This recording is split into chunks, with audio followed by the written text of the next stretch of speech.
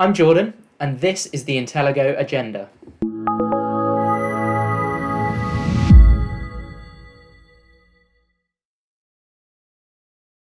From the home page, you can reach the agenda by just going to the left-hand navigation and clicking Agenda.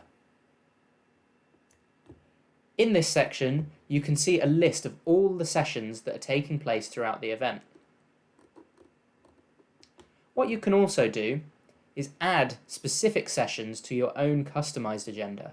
So I'm going to add this one here. You'll see that I get a notification to say the session's been added, and the session will turn green. If I then click on My Agenda in the top, I can view my custom agenda. I've only added one session at the moment, so you'll see there's only one session in my custom agenda. When I'm happy with my agenda, I can get a calendar feed to import into my own calendar software by clicking this button. Alternatively, if I want to have the whole agenda for the event in my calendar, I can go back to the event schedule and click Get Calendar Feed as well. This will bring up the event schedule link and the custom agenda link as well, so you can copy both individually.